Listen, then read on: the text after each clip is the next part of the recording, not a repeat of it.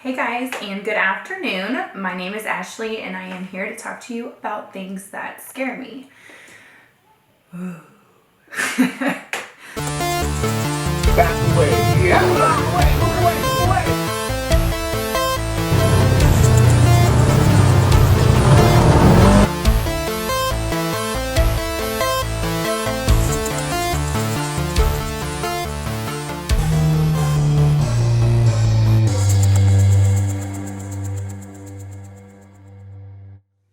So a little tidbit before we get started, please like and subscribe to this channel. I am actually fairly new at doing this on my own, meaning this is my second video by myself. That said, like and subscribe, please take a minute, please. Also, I want to let you know that everything I'm talking about today is information that I've actually been to the place I'm getting ready to talk about twice. And so it's information I've gathered by doing their historical tours that they offer there. Well, actually it's a ghost tour. I did the ghost tour. I did the kid thing. But also because I did find the history absolutely fascinating. So with that said, please, if you have any questions, feel free to ask. If I get any of the information wrong, which hopefully I won't, but if I do, don't feel like you can't tell me, or don't feel like you can't do your own research, because you totally can. You can totally question me. I don't mind. Just be nice when you do, please. Because again, I'm new. I'm trying to get a head start on this, and let's see how this goes. Okay. So today I want to talk to you all about the Crescent Hotel. Now, the Crescent Hotel, the reason I've chosen to talk about this is for several reasons. But one, I've actually been there and I found it to be super creepy. The history is eerie and honestly had my stomach in knots. And true history. Now, when I went, I did the ghost tour. So as far as truth behind that, I'm not necessarily... Well, let me just say I didn't see anything. I'm not discrediting anyone else. I'm just saying I didn't see anything. But that has nothing to do with how fascinating the history really is. And then, of course, I always love a good ghost story. So wrapping in the history with some eeriness as far as someone grabbing my leg in the middle of the night is really entertaining. So that's why I won't stay there. Anyway, I did stay there. I shouldn't lie. Okay, so... little back history, and then I'm going to kind of get into the Crescent Hotel. So the Crescent Hotel is built in Eureka Springs, Arkansas. So very random, I know, and honestly I was like, why? I'm not knocking Arkansas, but I mean, I'm from Missouri, but I'm like, why not New York? Why not LA? Why not Texas? I don't know. But I was like, okay, why Eureka Springs, Arkansas? So Eureka Springs is actually a town built around the spring, which is where it gets its name from. But these springs were believed to have healing powers back in the 1800s. And when people started believing this, people started moving in and creating a community in what became Eureka Springs. Now, the Crescent Hotel thought, I'm going to capitalize on this booming community, which is smart. I'll do it. But so they move in and they decide they're going to build this lavish, pulling out no stops or whatever the saying is. They're going to build this nice hotel right on top of Eureka Springs. And that is what they did. So in the start of 1884, Isaac Taylor got to work as the architect designing this hotel. Now the construction of the hotel took 2 years and it was finally completed and ready to be vacationed in 1886. And when I say vacationed in, the people who were coming here were the wealthy people. This was an amazing location. And then, got the magic waters going on over here, so you want to go. So, but before the hotel was actually even completed, the first person to actually not make it out of the... it's not like it's the jungle. Not make it out of the Crescent Hotel was a young masonry worker named Michael. He was around 18 years old, and he, per history, he really liked the girls, and y'all know that guy that's hollering down at you when you're trying to just walk your dog. But he was up working on a beam, and he had seen a young girl that caught his eye walking, and he was down on the ground, and he was hollering out to her, and he like leaned down to holler at her, and woohoo, whatever he's saying, I don't know. He lost his footing, and he actually fell and landed on a beam that is now part of the floor for room 218. So before the hotel could even open, someone had unfortunately passed in this location. So, and then when I say room 218, so if you would go to the hotel, and ghost hunters, if you will request, I want to stay in room 218. And what they're trying to catch is that there has been a lot of stories, you can find videos on YouTube, of 218, whereas basically Michael likes the girls and doesn't care for the guys because he's a ladies' man. So if you're a girl, he may tug at your nightgown. If you're a guy, he may shut the bathroom door on you. These are things that encounters that people are saying they've had with him. Me, I will not go in that room. Now, when I did the ghost tour at this hotel, which I am going to talk about that too, but when I did it, someone was staying in that room because it is the most requested room. I mean, there are so many people fascinated by the spiritual realm, if you will, that it's often requested because people have heard of Michael and his story. Whereas me, I'm like, I will be in the La Quinta down the street, and I will look in the room as we do the ghost tour. Michael is not going to tug at me. No. So moving on. So 1886, the hotel opens up as a lavish place to visit. After the hotel had been open for around 22 years, it really did start to slow down as far as how busy it was. And a lot of it had to do with these healing waters of Eureka Springs were not so magical, per the rumor. But they were. And so the town wasn't something people wanted to visit all the time. So with that, Eureka Springs, Arkansas wasn't such a tourist hotspot. So when the hotel decided to kind of go under, if you will, or no longer be a business, they turned it into a college and conservatory, kind of like for women, for young ladies, but almost like a prep school. And this happened around 1908. And actually this prep school, I'm like looking at my notes, 1924. So it actually did last for a while, but it wasn't all no bumps in the road. So while this prep school was open, now when you go to the hotel, on one side there is like a balcony where people could stand, and it's beautiful. It's lovely, by the way. But it is said that one of these young women tragically jumped or was pushed. It's to her death. Now, this is sad in its own, but when they did an autopsy on her body, they did find that she was actually expecting a child. And so the thing is, in the early 1900s, this was actually, for families, it was considered very embarrassing if a woman, especially a young girl in college and in a school like this, it was embarrassing and frowned upon. So how, because these young girls were kept under kind of lock and key, for lack of better words, they were on a tight leash. They weren't allowed to just, it wasn't college. They weren't going out, and, it was, but they weren't, they were going out. You know what I mean. So if you don't know what I mean, you'll figure it out one day.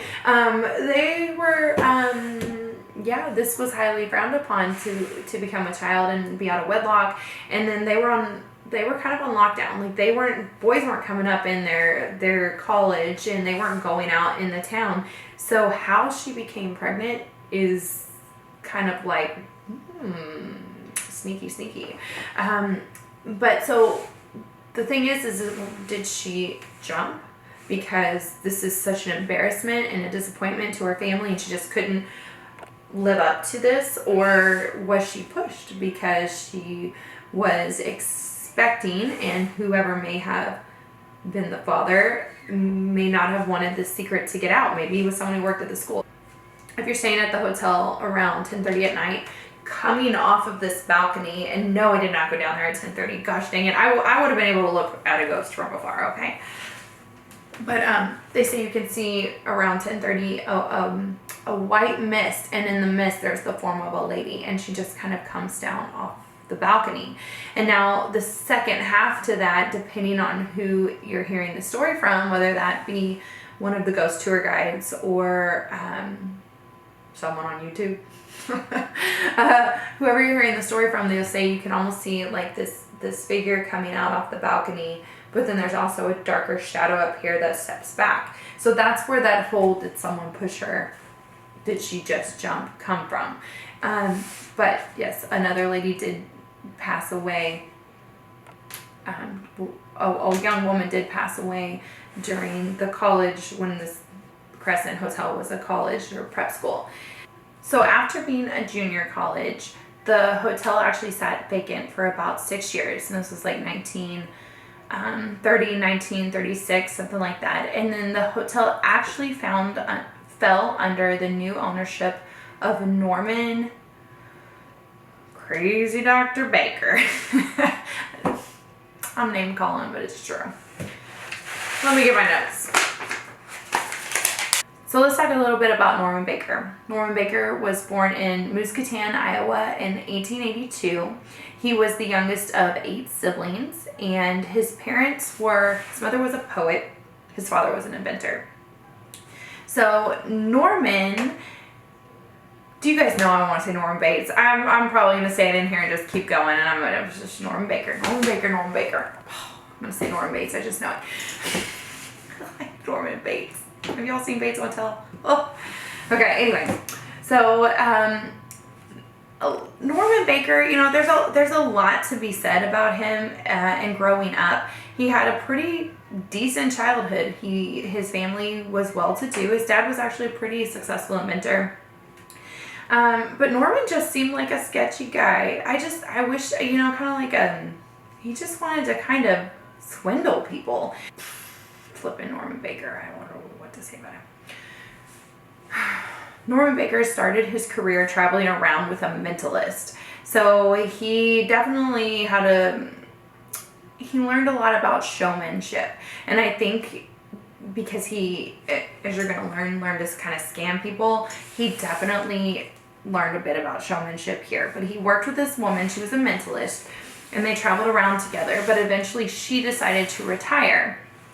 So Norman had to find something else to do with his time. Now, with his father being an inventor, he did actually decide to invent something of his own, and it was called a calliophone. Now, if you don't know what a calliophone is, and I actually watched some videos and I was kind of laughing, and now I've decided a calliophon's creepy. But it's almost like an organ, but it's run off of like air. So it reminds me of a carnival or a circus. That's a calliophone for you. Let me insert some music of a calliophone if I can. That's a calliophone. Creepy. It's creepy now. Anyway, so Norman invented this calliophone, and he actually got pretty wealthy off of it. He used some of this money and he actually invested in a radio station called KTNK. No, the Naked Truth is what that stood for. Now, I don't know a lot about broadcasting, but I know enough to know that you are allowed, or he was allowed to broadcast with like 500 kilowatts. Oh my gosh, I hope they were kilowatts. I hope that was the word. But he would actually illegally crank, because apparently you can do this, he'd crank up his machine and broadcast with 10,000 kilowatts. Now, this basically just means he got a bigger reach. So his radio show grew in popularity like that, because again, he wasn't allowed to reach this many people. It's just the way that works. Don't work in radio. I guess I could ask my brother because he does work in radio, but this is what Norman was doing. So Norman also decided he should be a doctor. So you know what he did? He didn't go to medical school. That takes time. Norman just decided to practice. So Norman decided he had the cure for cancer, not just cancer. And I don't know, someone named Charles from Kansas City, he got this formula from. But he adapted this formula and made it his own and literally swore he was curing cancer. And kind of his slogan was something to the gist of no surgery. Oh, I'll get more into this, by the way. No surgery, no x-rays. There was something else there. No radiology. I don't know. So, but Norman was claiming he could cure cancer, and with his Formula 5. So I'm going to get more into Formula 5 in just a second. But he did actually open a place called the Baker Institute in Iowa. And having no medical license, the American Medical Association shut him down. Now, I don't think they actually immediately shut him down, and he did have some actual doctors working under him. But he was truly practicing medicine when he shouldn't have been, and truly claiming it wasn't like we might cure your cancer. He was curing cancer. How did we not hear about this guy? How have you not heard about this guy? I had never heard of him. So anyway, he got in trouble and he got run out of town, and so went to Mexico for a while, came back. And then this is at the time that Crescent Hotel, around 1936, when it had been sitting vacant. So what Norman decided he was going to do was try his niche in the medical field again, curing that cancer he was curing. And he's going to do it. He was going to do it this time. So Norman bought the Crescent Hotel and decided to turn it into a hospital. Now, the town that hadn't been as successful as it once was back in the late 1800s, early 1900s, was thrilled to have him in town. This guy was going to cure cancer, and he was going to bring everyone into town so their businesses were going to do better.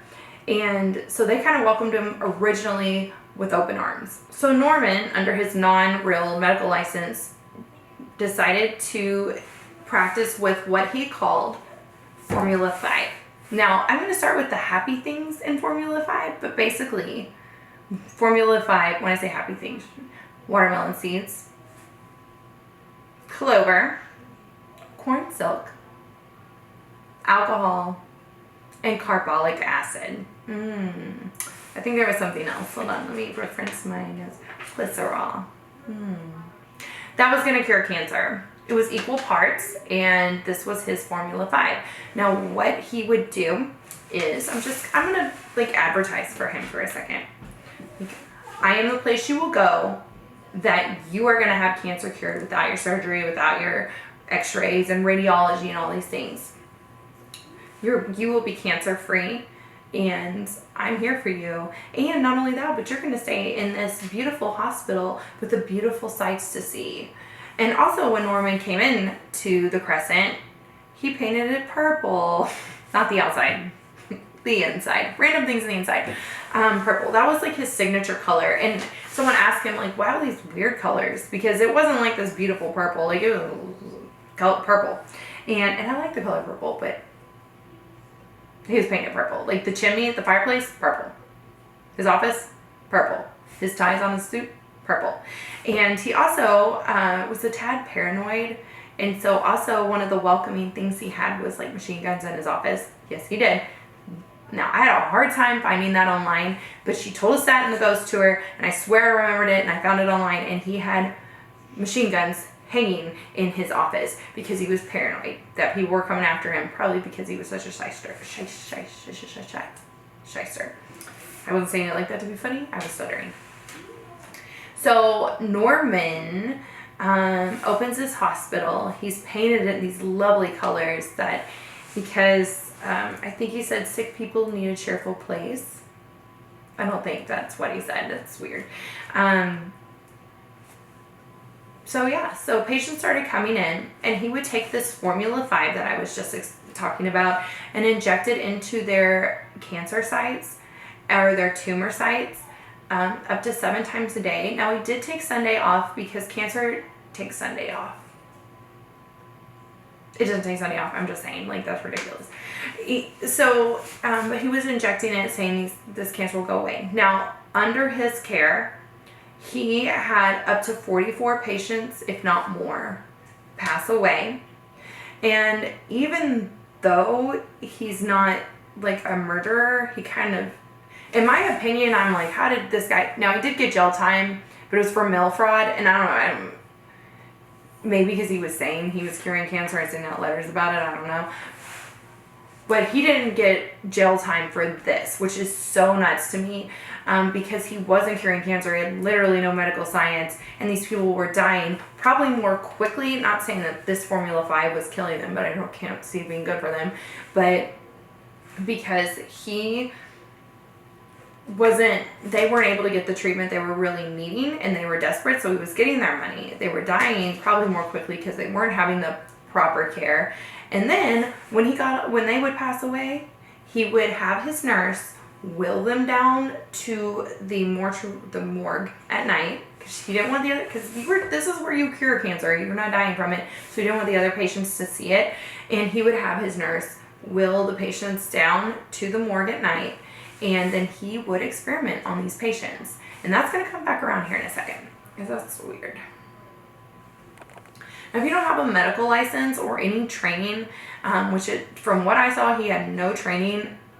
What are you doing when you're cutting up and experimenting on these bodies? What are you doing? I don't even understand that. So, but he would store, for experimental purposes, certain parts of their bodies and certain organs and tissues in jars filled with formaldehyde for research purposes. It's ridiculous.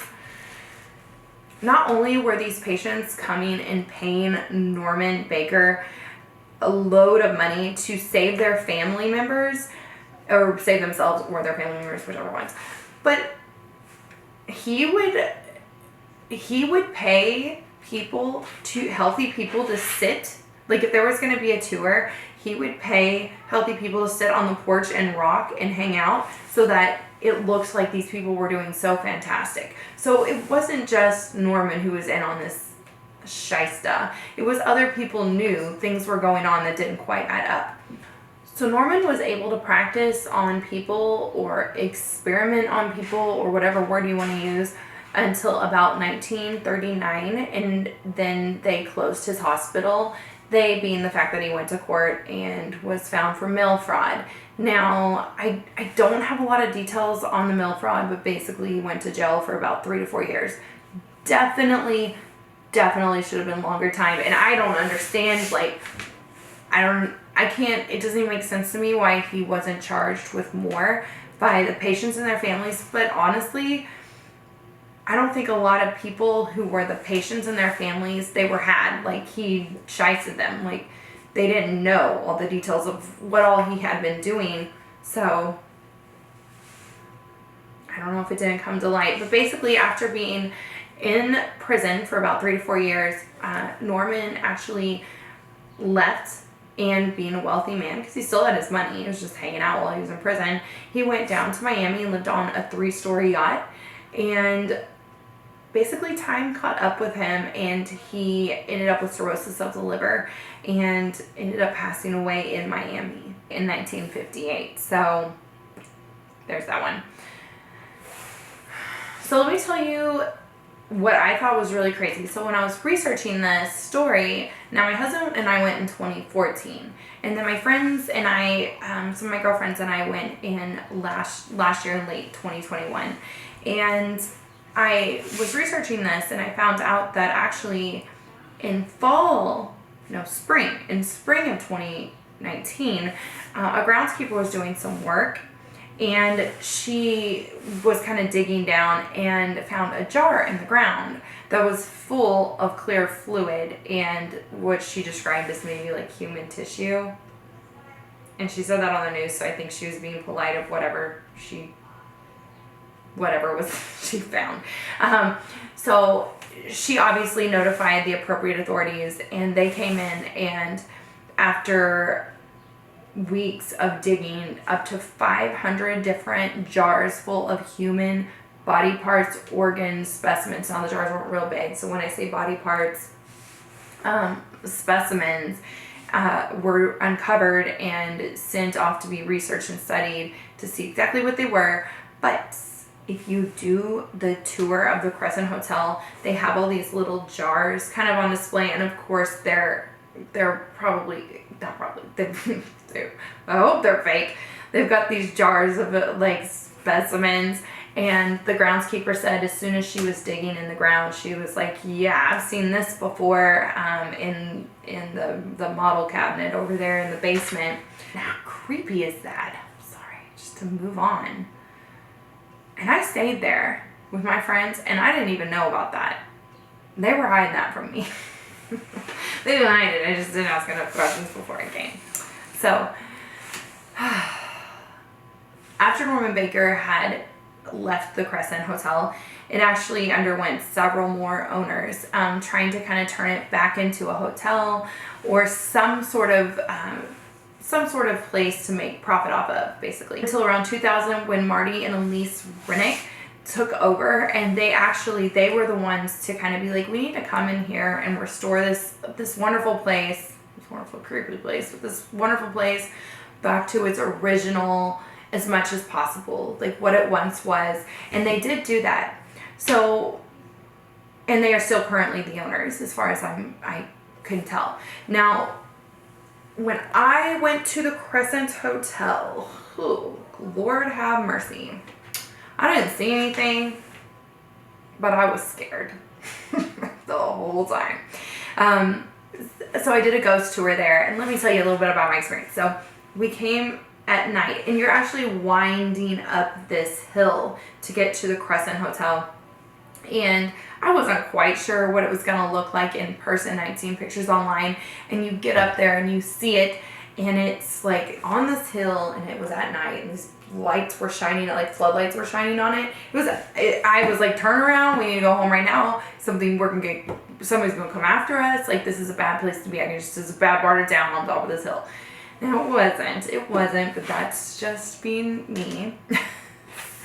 So we decided to have dinner at the Crescent Hotel. We heard they had like this pizza sky bar is what they called it. It was awesome. It was so much fun. And it's definitely outdated as far as the interior. Well, the whole hotel is, but that's kind of the thing. That's kind of what they're going for. But the Sky Bar has amazing food. And then my husband and I, when we did the ghost tour, we had dinner there, and then we went in, and our tour guide was phenomenal. She was hilarious. No, she wasn't. She was scary. Why am I saying hilarious? That's a terrible word to describe her. Excuse me.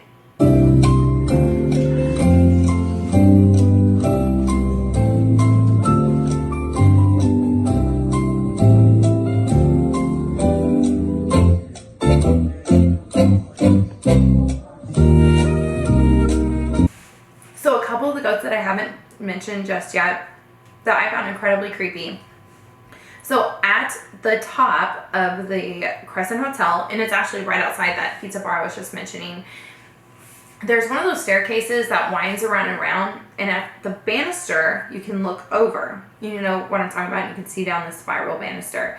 And there was a little girl she was 3 years old, and that was one of the stories the ghost lady told us, by the way. It just wasn't like when I was there.